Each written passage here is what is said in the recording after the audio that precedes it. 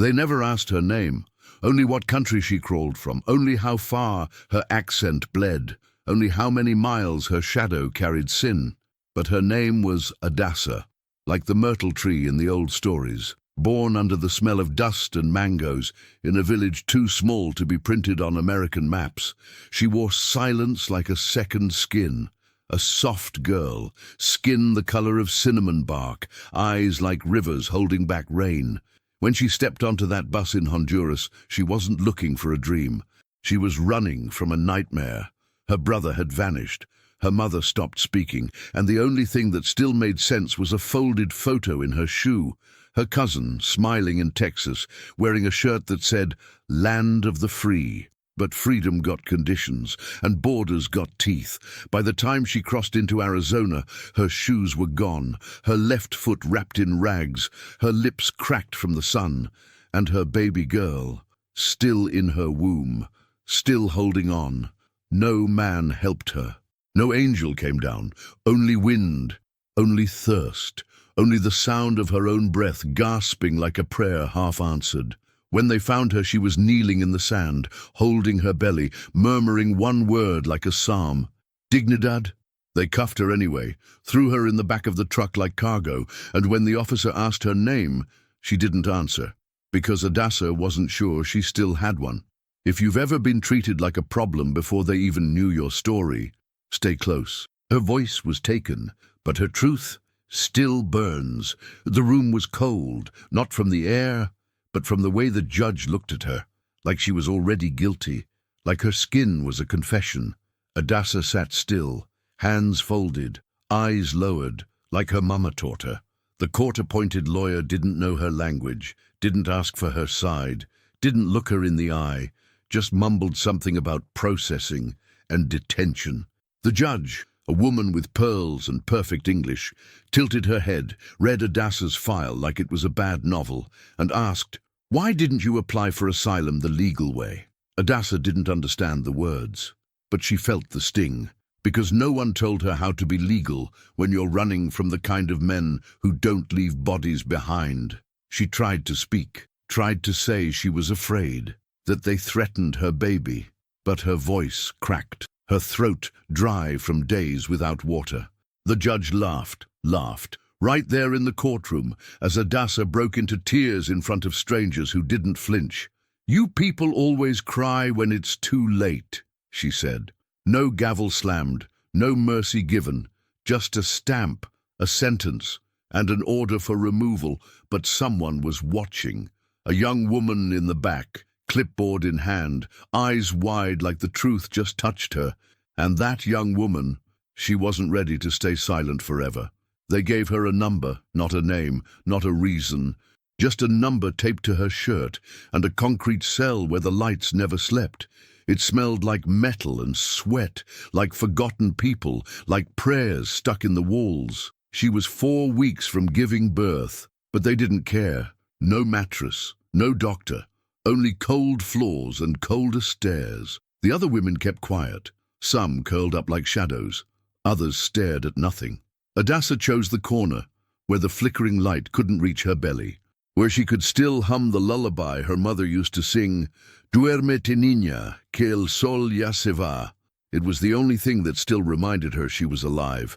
A guard walked by. White man, sharp jaw, eyes like knives. He heard her singing, stopped, sneered. "What you singing for? Baby ain't here yet, might not even make it." She looked away, didn't answer, because even her silence was sacred now. But that night, that same lullaby echoed across the cell like a gentle ghost. And from the other side of the bars, a woman whispered, "You got a name, Hermana?" Adassa waited, then answered, almost in breath, "Adassa." The woman nodded, tears in her voice. "Mine's Solange." They didn't speak more, not that night, but in that silence, something broke open. A seed planted in concrete, a flicker of hope in a place built to kill it. Adassa closed her eyes, held her belly, and prayed to a God she wasn't sure still listened. But even doubt, when whispered in pain, is a kind of faith, because the guards could lock the doors, but not the song, and someone, somewhere, was listening. She should have stayed quiet. That's what the system expected. The young assistant in the courtroom. Her name was Maribel, 27, second-generation Dominican, sharp mind, tired eyes. She wasn't supposed to care. Just file papers, take notes, look the other way. But something about Adassa's tears stuck in her chest like a stone. That night, Maribel stayed late. She opened the file again, line after line, date of entry. Illegal immigrant. Subject exhibits emotional instability. But something was missing. No interpreter, no trauma history, no mention of her pregnancy. She blinked, scrolled, paused, then found it. An old intake form, unsigned, forgotten in a batch from the holding facility. One box checked, pregnant, approx 7 months. And a note beside it, written in shaky ink, says men in home country threatened to cut the baby out of her, afraid to name them. Maribel's breath caught. She leaned back, hand over her mouth. This wasn't just a mistake, it was erasure. They'd tried to wipe her story clean, leave her voiceless, again. But something had been recorded, not in a report, in a cry, a tremble, a single human hand trying to tell the truth. Maribel printed the form, slipped it into her bag, and told no one, yet. Because if she moved too fast, if she raised her voice too soon, they'd silence her too. But she wasn't going to let Adassa disappear. Not like that. Not again. Solange had been there longer. She didn't talk much, didn't cry, didn't ask questions. But she watched. And in that cell, where hope was rationed and names were forgotten, Solange became something Adassa didn't expect, a witness. Late one night, after the guards changed shifts, Solange pulled something from the hem of her bra. A folded slip of paper, torn, faded, edges soft like it had been read too many times. She slid it toward Adassa. "It's for you now," she whispered. Adassa hesitated, unfolded it slowly. Inside, scrawled in crooked Spanish, was a prayer and a name. It wasn't Solange's, it belonged to a girl named Tiana, 15, from El Salvador, gone now. "If you're reading this," it said, "that means they didn't erase me completely. Tell someone I was here. I mattered." Adassa stared at the paper, the ink bleeding into her fingertips. She pressed it to her chest, felt the rhythm of her baby's heartbeat beneath it. And in that moment, she wasn't alone anymore. Not just because of Solange, not just because of Tiana, but because pain, when passed hand to hand, becomes something else. A story, and stories, my child, they find a way to be heard, even when every door is locked, even when the judge laughs, even when your name is replaced by a number. But what Adassa didn't know yet, what no one in that cell knew, was that on the outside, a voice had started to stir. And that voice was about to shake the ground beneath the courthouse. Maribel didn't sleep. She walked the floor of her apartment, holding the intake form in one hand and her own fear in the other. This wasn't just paperwork. This was a soul, filed away by a system built to forget. Her cousin had warned her, "Don't get involved, Mari. You'll lose your job." But Maribel wasn't thinking about her job. She was thinking about her mother, who crossed the water with nothing but a Bible and a bag of limes. She was thinking about every woman who'd been silenced just because her voice came wrapped in an accent. The next morning, Maribel wore all black, like she was going to a funeral. But this time, she came to bury the lie. She walked into her supervisor's office, closed the door, and placed the form on the desk. "This woman is being deported without due process," she said. Her voice was calm, but her hands trembled. Her supervisor looked at the paper, then at her. "You're not supposed to have this, but I do. If you report this, it'll be your word against the judges." Maribel didn't blink. "Then let it be." For a moment there was silence, heavy, thick. Then the supervisor sighed. "You know what happens to women like us when we push back, right?" Maribel nodded. "We get heard, or we get erased." She turned and left, clutching a copy of the form. By the end of the day, she had emailed it to a civil rights attorney and an immigrant advocacy center. Her voice, the same one they tried to train into compliance, was now a match. And matches, even the smallest ones, can set entire prisons on fire. The clock had started ticking, and for the first time in weeks, Adassa's name had been spoken out loud by someone who refused to forget it. Narrated by Pastor Elijah, they brought Adassa back to court. Same building, same judge, same cold walls that smelled like bleach and indifference. But this time, something was different. A lawyer stood beside her, not the tired man from before. A woman, black, eyes that held storms. Her name was Nia Daniels, civil rights attorney, daughter of a preacher, granddaughter of a sharecropper. And she walked into that courtroom like she came to flip every table the system ever nailed down. The judge looked up, irritated. "We already processed this case." Nia didn't flinch. Not legally, not fully, and not humanely. She placed the intake form on the bench. Then a statement from Maribel. Then a sealed envelope with affidavits from former detainees, each one naming mistreatment, silence, and pain disguised as policy. The courtroom went still. Adassa sat trembling, but not from fear, from something else, a heat, a stirring. Because for the first time since she crossed the border, someone was speaking for her, with the fire she never dared to carry. The judge shifted. "Miss Daniels, these documents were not obtained through official—" "They were obtained through conscience," Nia interrupted. "And I can call 10 witnesses who will testify that your court rushed this deportation without due process. I have recordings, I have names."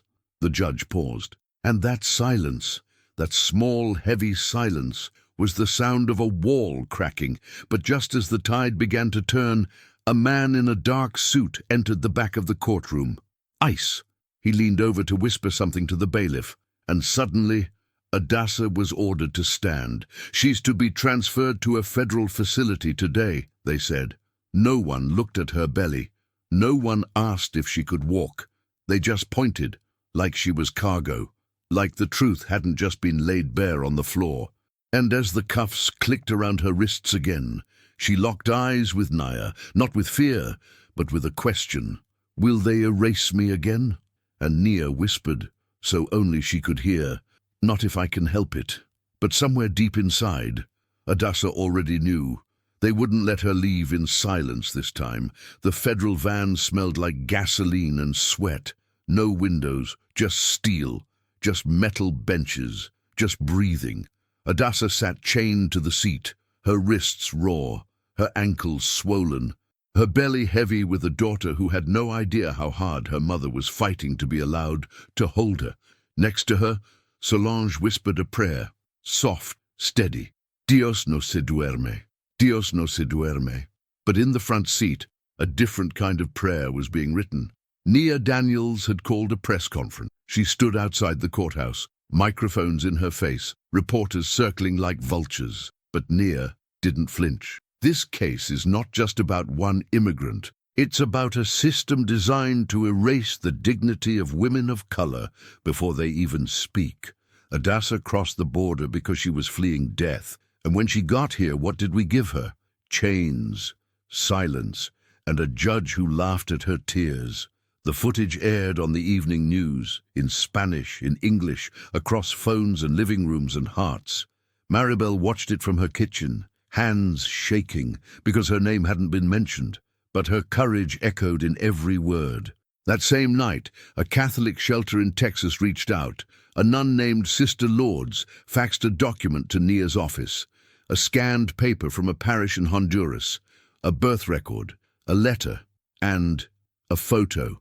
Adassa, 8 years ago, holding a small crucifix in her palm, kneeling beside her mother's grave. The crucifix, the same one she'd tucked into her bra before crossing the border, the same one she still clutched in her sleep.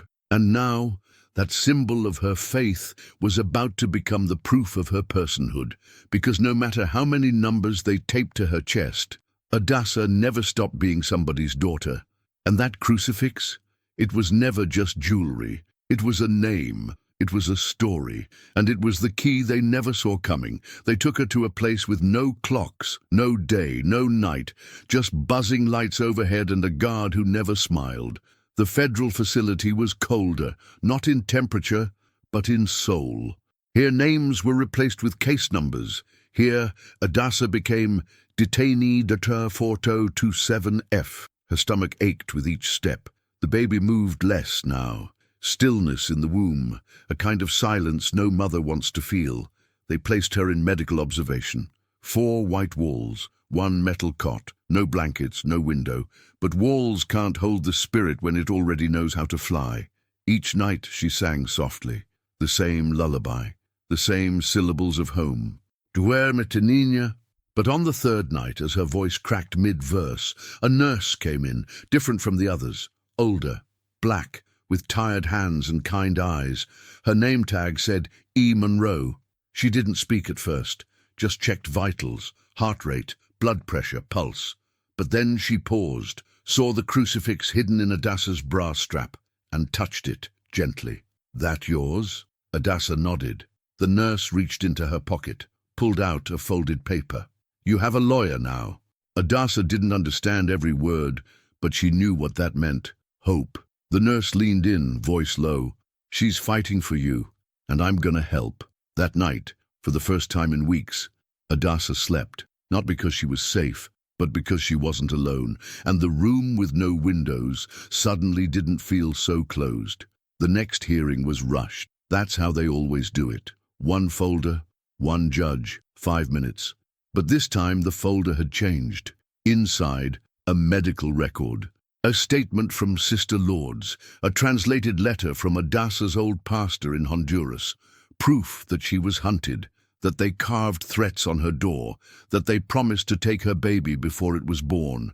And at the center of it all, the crucifix, presented as evidence of her identity, her faith, her persecution. The judge, same as before, flipped through the papers, still stone-faced, still wearing pearls, but slower this time, heavier.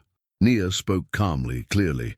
"This is a woman fleeing gender-based violence, state indifference, and religious persecution.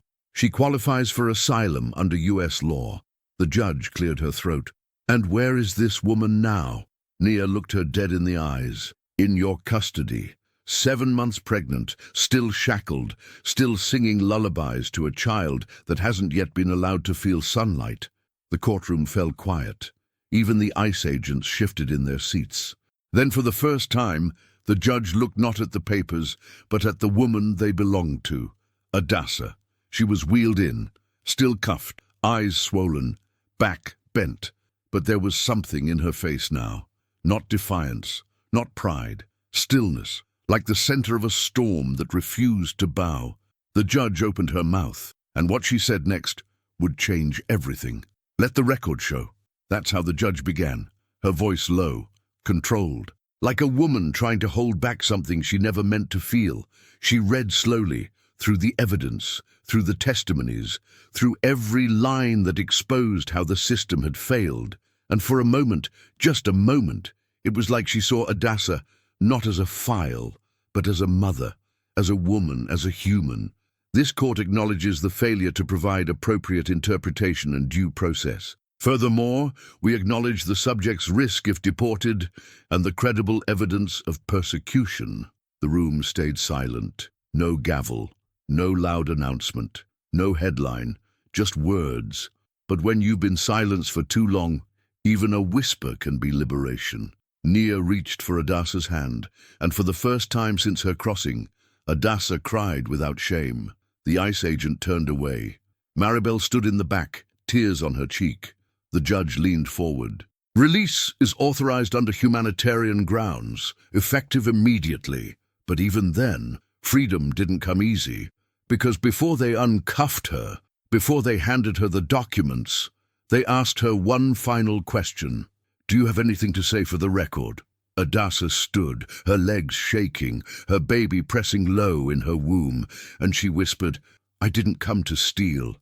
I came to survive. And even when they took my name, God kept it written.'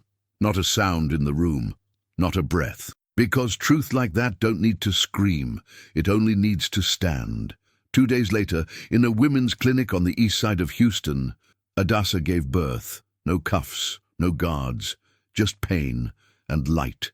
The room was warm, the air thick with lavender oil and soft music. Nia was there, Maribel too. The baby girl came fast, wrapped in silence. Then a cry so sharp it cut the sorrow right in half. They named her Esperanza, hope, £5, dark eyes. Tiny hands that curled into fists like she already knew how to fight. When they placed her on Adassa's chest, she didn't cry anymore. She just looked up, like she'd found the world she'd been waiting for. Adassa kissed her forehead, sang that same lullaby, one last time. But this time, her voice didn't shake. And when Sister Lourdes arrived with a silver cross, blessed it and placed it in the baby's hand, Adassa wept, not for what she lost, but for what she saved. Because that baby, that girl born of border dust and prayer, she was living proof that dignity doesn't die in detention. It just waits to be born. They tried to erase her, tried to silence her with numbers, bind her with laws, bury her in rooms with no windows. But now Adassa stood, not with fists raised, not with banners or slogans. She stood holding her daughter. That was enough. The advocacy center offered her shelter, temporary housing, support with her case. But what she carried now was heavier than paperwork. It was memory. It was fire. It was the weight of every step she took from Honduras to this narrow kitchen in East Texas, where she now prepared plantains with one arm while rocking her baby with the other. Every sound reminded her, the clang of pots, the buzz of her prepaid phone, the distant siren outside the window. But she didn't flinch anymore. Solange had been released too, and once a week they met in the park. Two shadows under a magnolia tree. Two survivors who didn't need to speak too much. Sometimes they sat in silence.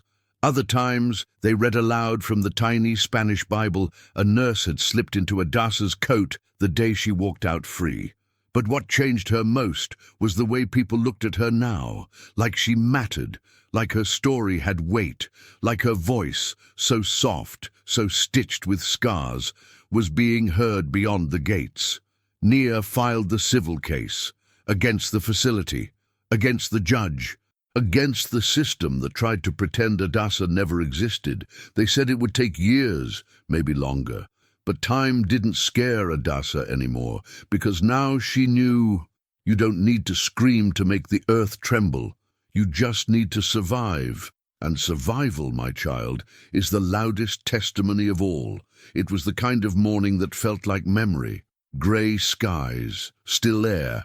No birds, no breeze, just the slow ticking of a clock that never cared who it counted time for. Adassa woke before the baby stirred. She lay there, quiet, listening to Esperanza's breathing, soft, steady, a rhythm she had come to know better than her own heartbeat. When she opened the door to the world, there it was, a single envelope, torn on the edge, no return address, stamped from El Paso. She didn't open it right away, not because she was afraid, but because some letters carry more than words. They carry weight. She brewed hibiscus tea, washed the baby bottles, wiped the counters clean. Only then, with hands still wet and heart still full of something she couldn't name, she sat down and tore the seal. One sheet, folded in half, written in slow, careful Spanish. The kind you only write when you're choosing your words like prayers. It was from Maribel. Hermana, if this letter finds you, that means you're still standing. Good, because I am too, even if the ground beneath us has changed. Adassa pressed her palm to the page. She could almost feel the warmth of Maribel's breath in the lines.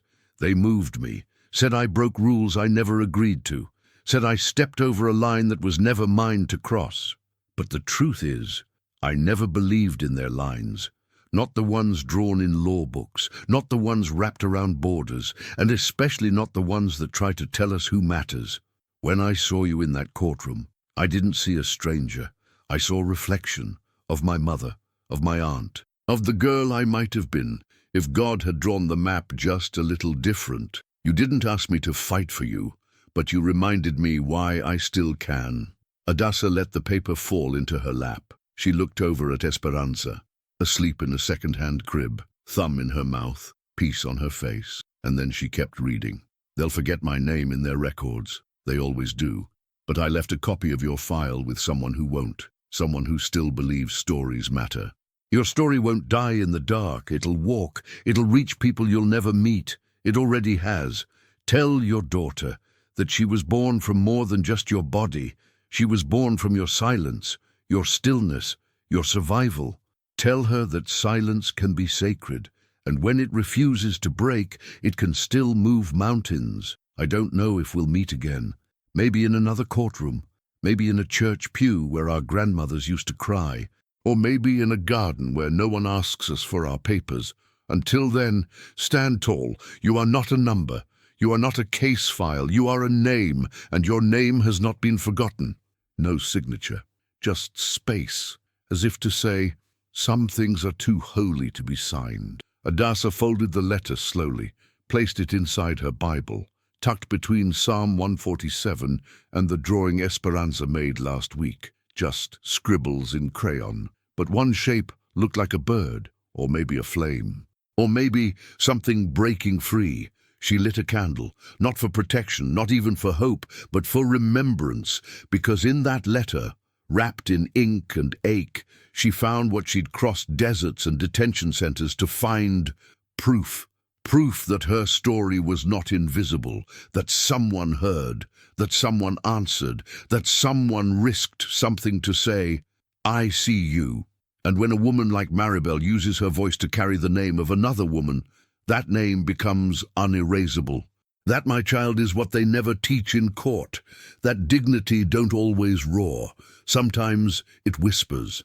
And the world still trembles. They locked her behind bars, thinking that would keep her quiet. They cuffed her wrists, thinking that would keep her still. They erased her name, thinking that would make her disappear. But what they never knew, what they still can't understand, is that a story like Adassa's was never made of silence. It was made of fire, and fire will always find a way to rise. Months passed, the seasons shifted, the court case lingered in appeals. But Adassa, she didn't wait to be rescued. She learned English, started slow, one word a day, with a used textbook from a shelter shelf and flashcards taped above the sink. She took night shifts cleaning offices, rocked Esperanza in a baby sling while mopping marble floors. She went to the church down the block every Sunday, not to beg, but to give thanks. Not for what she had, but for what they couldn't take: her soul, her silence, her daughter. One evening, after the baby fell asleep, she sat on the porch with Solange. They shared a bowl of sweet rice, watched the sun go down behind telephone wires, and Adassa said the words she had waited months to say, in English, broken but beautiful: I'm still here. Solange nodded, didn't speak. She didn't have to, because sometimes survival speaks for itself. The civil rights case went public. News cameras, journalists, legal experts with ties and microphones, and yet, when they asked Adassa for a statement, she said no, because her words didn't belong on TV. They belonged in her daughter's ears. So instead of interviews, she wrote a letter to Esperanza, a letter she would one day read aloud when her child was old enough to ask, Mama, why did we come here? And the letter said this: My child, you were born not in a hospital, but in a storm, in a system built to forget our names. But I remembered. You were born because I did not stop walking, because when they laughed at my tears, I did not bow. They told me I was illegal. But you were the proof they were wrong. Because how can love, how can a beating heart wrapped in my blood, how can your cry in my arms ever be illegal? One day you'll hear how they tried to cage us, tried to take your name before you had one, tried to steal the light from my eyes before you could see it. But they failed, because you, mi cielo, you were born in light, and now you will walk in it. Years passed. Esperanza grew. She had her mother's eyes and her own name. She ran through gardens without fear, learned 2 languages, 3, if you count prayer. She asked once, Mama, why do you never yell? And Adassa smiled, because when you know the truth, you don't need to raise your voice. They never returned to Honduras, but every night, before bed, Adassa lit a candle, placed it beside the crucifix, and whispered the names of those who didn't make it. Tiana, Gloria, Damaris, names carried like lullabies in her breath, and then she whispered her own, Adassa, as if to say, I'm still here. You see, my child. They thought her silence was weakness, but silence in the hands of a woman like her is a blade. It cuts lies in half, it splits injustice open, it holds memory like a weapon. And in the end, when all the judges are gone and all the laws rewritten, it is silence that sings the loudest, because her story didn't stay behind bars. It crossed borders, it broke ceilings, it flew on wings made of paper, inked by pain, folded by truth. And now it sits in the ears of women who look like her. Brown skin, soft voice, strong spine, women who walk through this country with their heads low but their hearts full of thunder. Women who were never meant to survive, but did. Women who will hear this story, feel the echo inside them and say, that's me, that's mine. Because stories like hers don't need to be shouted, they just need to be told. And so, if you're still listening, if you've made it this far, I ask you one thing. Don't let her voice fall quiet again, because there are still judges who laugh at tears, still borders that steal names, still women walking with nothing but a prayer in their mouth and a baby on their back. But there is also this, her, Adassa, standing, singing, surviving, and you, child, you just became a part of her freedom, because now you carry her story too. If this story touched something inside you, leave a comment. Share it with someone who needs to hear it, because some truths don't need to be screamed, they just need to be whispered, until the whole world starts to listen.